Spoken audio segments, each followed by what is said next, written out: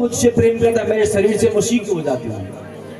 लेकिन तुम बताओ, ये कहते हैं हम कश्यप की संतान है, पुरुषार्थ करके अमृत प्राप्त किया, लेकिन इस अमृत के लिए लड़ रहे हैं। एक सुंदर चीज है, आप लोगों ने देखा होगा जब चोर भी चोरी करके ले जाते हैं, तो जब उस चोरी का हिस्सा को बांटते तो वो बोलते कि सत्य के साथ बढ़ना, ईमानदारी के साथ, यानी चोर भी सत्य को स्वीकार करता है। जबकि चोर चोरी करके सामान ले गए दो, लेकिन जब उसका हिस्सा करते तो बोलते भाई देख ले सत्य के साथ बढ़ना, यानी सत्य ही ईश्वर है। आज ये ले गए अमृत, लेकिन फिर बोल रहे कि सत्य के साथ बांटना, जबकि चोरी करके ले गए। ईश्वर को मानना ही पड़ेगा।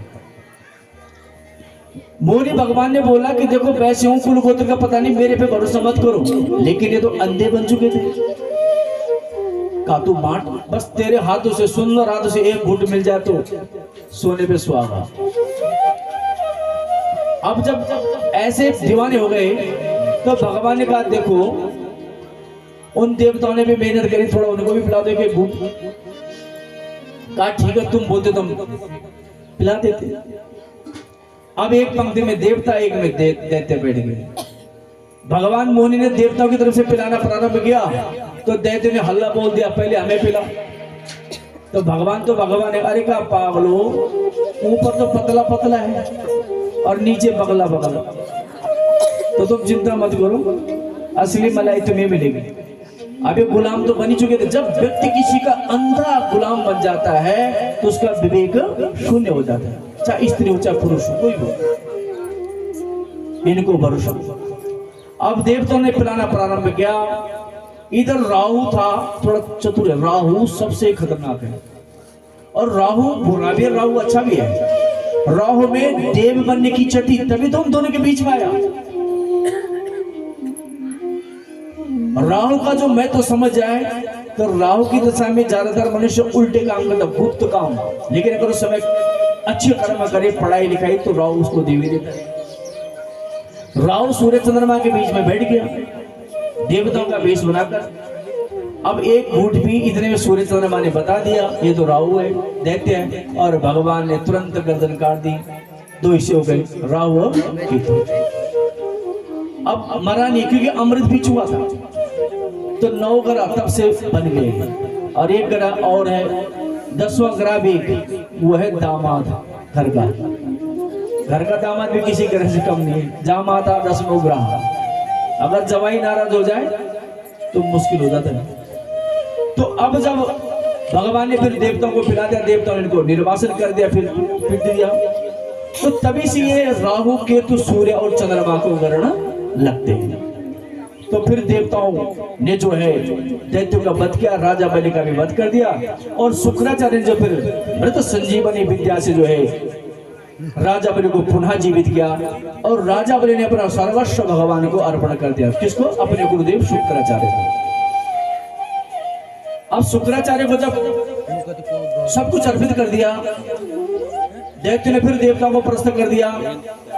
अब अदिति एक दिन, देवताओं की मां का नाम है अदिति, अपने पति कश्यप के पास गई कि मेरे पुत्र निर्वासन है, मुझे अपने पुत्र का दुख देखा नहीं जाता। काश्यप ऋषि कहते कि देवी तुम पयोव्रत करो। ये फाल्गुन शुक्ल पक्ष की प्रतिपदा से फाल्गुन शुक्ल पक्ष की द्वादशी तक लिया जाता है, और इसमें भगवान नारायण का पूजन, नारायण का चिंतन, ओम नमो भगवते का जाप, और भगवान को खीर का भोग लगाया जाता है। तो कहा जो इस व्रत को करता उसको नारायण के जैसे पुत्र प्राप्त होता है। तो कहा तुम्हें भी नारायण के जैसे पुत्र प्राप्त होगा। और अदिति ने वही व्रत लिया, पयोव्रत। नारायण प्रकट हुए और देखते देखते भगवान वामन रूप में, आप बोलो वामन भगवान।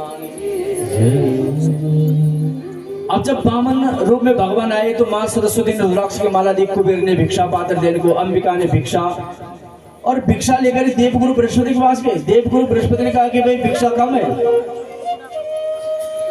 तो वामन भगवान कहते कि प्रभु बताओ कोई मोटा जजमान का राजा बलि है, नर्मदा के तट पर बहुत बड़ा विशाल लेके कर रहे हैं, तुम वहां पर जाओ और वो तुम्हें मन चाहे भिक्षा देगा। वामन भगवान चल पड़े। कहा पांव में पादुका है, हाथ में कमंडलू, कमर में मंजू मेखला, बगल में मृगचर्म, गले में यज्ञोपवीत और मुख पर दिव्य तेज है और चल पड़े आज नर्मदा के किनारे। राजा बलि के द्वार पर जब गए तो राजा बलि ने जब वो दिव्य तेज देखा तो राजा बलि को बड़ा आनंद हुआ और राजा बलि यहां से निकलकर द्वार पर गया कि आज मेरे द्वार पर ऐसे ब्राह्मण आए जिसके मुख पर दिव्य तेज है। और राजा बलि तुरंत ब्राह्मण के द्वार पर गया और हाथ जोड़कर ब्राह्मण को बोलता है कि स्वागतम ते नमस्तुभ्यं ब्रह्मणिं किं करवामि ते ब्रह्मर्षीणं तपा साक्षात् मन्ये त्वया बभूव। कि हे ब्राह्मण, आपका स्वागत है। आपके जैसे दिव्य तेज, आपका मुखमंडल से तेज छलक रहा है और ऐसा लग रहा है कि आपका मुख देखता रहो। आपके जैसे तेजस्वी ब्राह्मण मैंने आज तक नहीं देखा। आइए, आपका स्वागत है। आप मेरे राज्य में आए हो, आपके आने से मेरे पितरों को भी सदगति प्राप्त होगी। आइए, आपका क्या स्वागत सम्मान करूं। ब्राह्मण देवता अंदर आए, कहा मुझे कुछ नहीं चाहिए, कुछ मांग लो। काम नहीं, काम मुझसे कुछ धन दौलत मांग लो। तुम जैसे तेजस्वी ब्राह्मण को अगर मैं थोड़ा सा भी दान दूं तो मुझे लगेगा कि हाँ, मैंने समस्त पितरों को तार दिया है।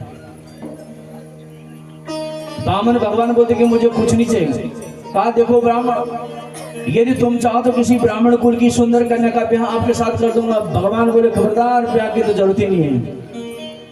तो कहा कुछ तो मांगो। का बिल्कुल नहीं। राजा बलि जब बार बार बोलता तो भगवान कहते कि राजन ठीक है, तुम देना ही चाहते हो, वैसे तो मुझे पता है कि तुम्हारे दादा परदादा बड़े दानी है। राजा बलि को लगता कि तो मेरे दादा परदादा को भी जानता। कहां से जानते हो जी? अरे बलि का मैंने भी अपने दादा परदादे से सुना है। तो भगवान बोले कि राजन अगर देना ही चाहते हो तो मुझे 3 पग भूमि दे दो। राजा हंस पड़ा कि मैं तो खामखा आपकी तारीफ कर रहा था कि आप विद्वान हो, तेजस्वी हो, तपस्वी हो, आप इतने से तो हो बामन उम्र के, और 3 पग मांगते हो। इससे क्या होगा? त्रिलोकी पर मेरा अधिपत्य है। राजा का घमंड बोल पड़ा। बामन भगवान बोले कि मेरे इतने से काम चल जाएगा। अरे का ब्राह्मण मांगना था से मांग कि देने वाले को भी लगे कि हाँ कुछ दिया है। भगवान बोलते कि देखो मैं संतोषी ब्राह्मण हूं और संतोषी ब्राह्मण को 1 रुपए भी दिया जाए तो वो भी हजारों बन जाता है, इसलिए मुझे ज्यादा जरूरत नहीं है। राजा बलि कहता ठीक है। राजा बलि शुक्राचार्य जी के पास गया कि गुरुदेव एक ब्राह्मण भिक्षा मांगने आया, 3 पग मांगता है। शुक्राचार्य जी बोलते कि राजन ये ब्राह्मण नहीं है, विष्णु है, तेरा सर्वस्व लूट लेगा। मुकुर जा, मना कर दो। राजा कहते गुरुदेव नहीं, आप ही तो जब कोई कर्म कराते हो तो अंत में सब भगवान नारायण को समर्पण करते हो, तो मैं तो इसको ब्राह्मण समझता था, लेकिन आज मेरे द्वार पर भगवान विष्णु अगर भिखारी बनकर आए तो सर्वस्व क्यों न लुट जाए, मैं अर्पण करूंगा। आज इस परिवार में भी भगवान बामन बनकर आए। आज ये परीक्षा रावत तुरंत तो कहा सर्वस्व क्यों लुट जाए। शुक्राचार्य ने काफी समझा कि मध्य मध्य मेरी बात मान, लेकिन राजा ने अपने गुरुदेव की बात नहीं मानी। अब गुरुदेव की बात नहीं मानी तो गुरुदेव रुष्ट हो गए, श्राप दे दिया तो लक्ष्मी से हीन हो जा, श्राप दिया। बामन भगवान के पास आया बलि।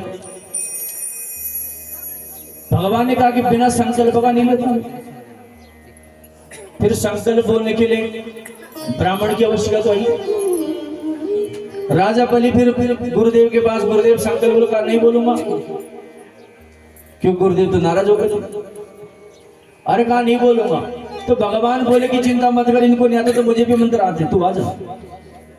तू जल लिया, ज्योति लक्षत अपने हाथ में रख। राजा बलि ने अपनी पत्नी को बुलाया, ज्योति लक्षत गंध रखा और एक केतली में पानी भी लेके आया, और बिना जल का संकल्प पूरा नहीं होता। अब जैसी ज्योति हाथ में रखे, जल डालना चाहे टोटी से, शुक्राचार्य जी उस केतली के टोटी के अंदर प्रविष्ट हो गए कि ताकि पानी ना निकले। अब जब पानी डालना चाहे तो पानी नहीं आया। अब भगवान तो भगवान है, भगवान ने देखा ध्यान करके कि तो शुक्राचार्य जी करते थे। अब एक कुश का आसन था, एक तिनका निकाला और उस टोटी के अंदर हल्का सा शुक्राचार्य जी की एक आंख फूट गई। बोलो कि सुंदर भगवान। जो किसी के धर्म कार्य में विघ्न बनता है, जो किसी के धर्म कार्य में व्यसन करता है, कभी भी किसी की कथा में, किसी की पूजा में शराब आदि पीकर नहीं जाना चाहिए। भगवान उसकी एक आंख करते थे, उसकी बुद्धि छीन कर देते, उसका बुद्धि का नाश हो जाता है, उसको पता ही नहीं चलता कि मैं क्या कर रहा हूं। एक आदमी प्याज लहसुन तक नहीं खा रहा है हम लोग, और एक आदमी उस गंदे कर्म को आ रहा है, तो सोचो दोनों में कितना फर्क है। उसकी बुद्धि का तो नाश होगा, क्या उस पर कर नहीं है। तो जब किसी के धर्म कार्य में इस प्रकार से पी खा के आता है, भगवान उसकी एक आंख करता था, एक बुद्धि छीन कर दे उसकी। इसलिए कभी भी किसी के धार्मिक कार्य में व्यसन आदि करके बिल्कुल भी नहीं आना चाहिए। जब एक आंख फोड़ दी तो अकल आ गई गुरुदेव को, दोबारा कोशिश नहीं करी, कहीं दूसरी भी ना फोड़ दी। जल निकला, संकल्प पूर्ण हुआ, और संकल्प पूर्ण होते भगवान विराट रूप में आ गए और एक पांव से पूरी धरती को नाप दिया। कहा अब बता, तो कह रहा था कि तीन पक्ष से क्या होगा, दूसरे से ऊपर आसमान, और भगवान के पांव के नाखून से जो नीला पर्दा है भगवान आकाश का, वो फट गया। ब्रह्मा जी ने भगवान का चरण देखा, और चरण को जब देखा तो कमंडल में जल लिया और पांव धोया, और उस पांव को इकट्ठा कर दिया, और वही जल गंगा के रूप में अवतरित हो गंगे मैया। अब बता तीसरा काम, तेरा संकल्प तो झूठा हो। राजा बलि बोलते मैं झूठा नहीं, आप झूठे हो। छोटे से बन गए थे, बड़े बन गए। इतने में इसकी पत्नी आती विंध्याचल, कहती देखो जी ये सब उन्हीं का तो है, आप हाथ जोड़ो और आपकी भलाई इसी में कि बोलो कि तीसरा चरण मेरे माथे पे रख ले। ये भागवत जी को माथे पे रखना ही भगवान का तीसरा चरण। ये सौभाग्य किसी किसी को बराबर होता है। तीसरा चरण अपने माथे पे रख दे, कहा बोलो मेरे माथे पे रखो। राजा बलि तुरंत बोला कि प्रभु तीसरा चरण यहाँ रख लो, ये भी तो आपका ही है। और भगवान ने तीसरा चरण जो है राजा बलि के माथे पे रख दिया। राजा बलि भगवान का ऋणी हो गया, भगवान भी राजा बलि का ऋणी हो गए। आंसू निकलने पड़ेगी, प्रभु आपकी कृपा। कहा राजा तूने मेरे लिए अपने गुरु का भी त्याग किया, अपना सर्वस्व त्याग दिया, मैं तेरा ऋणी हो गया। मांग क्या मांगना चाहता है? क्या बस प्रभु आपके दर्शन, बस एक ही चीज चाहता हूँ कि 24 घंटा आपके दर्शन करता रहूं। भगवान ने कहा जब तुझे मैं सुतलों का राज्य देता हूँ। और जब राजा ने कहा कि प्रभु मैं चाहता हूँ कि हर क्षण हर पल आपके दर्शन करूं, और भगवान इसके चौकीदार बन गए। चौकीदार, इसको नहीं पता कि भगवान चौकीदार बन गए। गेट पे डंडा लेके भगवान खड़े हो गए। अब देखो जब भगवान डंडा लेके खड़े हो गए तो लक्ष्मी बैकुंठ में अकेली। एक दिन नारद जी गए, कहा नारद जी कहा तेरे पिता? कहा माँ छलने गए थे, स्वयं छल गए, चौकीदार बने। कहा कहाँ? का राजा बलि के यहाँ। और लक्ष्मी बैकुंठ से दौड़ी दौड़ी दौड़ी आई और राजा बलि के पास। कहा राजा बलि मैं तेरी धर्म बहन बनना चाहती हूँ। राजा बलि कहते कि बहन ठीक है, ब्राह्मणी का भेष बना कर गई, लक्ष्मी बनकर नहीं गई, इधर विष्णु भी विष्णु बनकर क्यों यहाँ पर? और उसने कहा ठीक है बहन मेरी बहन बन जा। समय व्यतीत हुआ, श्रावण का महीना पूर्णमासी का दिन आया, और इस लक्ष्मी ने राजा बलि पर कलाव बांधा। एन बद्धो बलि राजा दान बिंदु महाबला, रक्षाबंधन। और जब वो कलाव बांधा, वो रक्षा बांधी, तो राजा बलि प्रसन्न हुआ कि बहन तेरी ये जो रक्षा सूत्र है ये मेरे जीवन की रक्षा करेगा। मां क्या मांगना चाहती है? लक्ष्मी बोलती कि भैया कुछ नहीं चाहिए, मैं तो पूर्ण हूं, बस एक कृपा कर देखा। कौन सी कृपा? तो मेरी बहन बोल तो सही। कहा भैया ये चौकीदार मुझे बहुत पसंद है। क्या तेरा दिमाग खराब है? मेरे चौकीदार भी तेरी नजर है? हाँ हाँ मेरी नजर है। अरे पगली का इसको मेरी बहन है तू। लक्ष्मी ने अपने वास्तविक रूप में आई कि भैया मैं लक्ष्मी हूं और ये मेरे पति नारायण है। राजा बलि की आंखों में आंसू आ गए। प्रभु आपकी लीला बड़ी अपरंपार है, आप अपने भक्त के लिए चौकीदार तक बन जाते। तुरंत पांव में गिर गया। तो अभी लक्ष्मी की कथा चल रही थी कि जहाँ लक्ष्मी होती है व्यसन खाली, लेकिन जहाँ धर्म होता है वहां लक्ष्मी अपने आप, क्योंकि लक्ष्मी अपने पति के बिना एक भी पल नहीं रहती। वैकुंठ छोड़ दिया। तो जहां पर धर्म है, धर्म करते हैं दूसरे का हित। अगर आप किसी की भलाई करते हो, किसी को सम्मान देते हो, किसी को प्रेम देते हो, तो वही धर्म है। और वहां पर 1 रुपए भी अगर आपके पास है तो वही लाखों रुपए बन जाएगा। और एक बात और सुन लेना कि अधर्म के धन से अपने बच्चों के अंदर धर्म की स्थापना नहीं कर सकते। हम लोग धन कमाते केवल संतान के लिए, लेकिन अधर्म के धन से अपने बच्चों को तुम धर्म की स्थापना कभी नहीं कर सकते, कभी नहीं कर सकते। इसलिए जहां पर धर्म होता है वहीं पर लक्ष्मी रहती है। तो पहले धर्म को स्थापित करो, और धर्म वही है परहित सरिस धर्म नहीं भाई। तो इसलिए भगवान ने जो है राजा बलि के माथे पर ही चरण रखा। तो भगवान से प्रार्थना करनी चाहिए कि प्रभु मेरे माथे पर भी चरण रखना। तो ये हम भगवान से बोले, मुझे चरणों से लगा ले मेरे श्याम मुरली वाले। बड़ा सुंदर भाव है। और भगवान की झांकी को अपने मन मंदिर में बिठाते हुए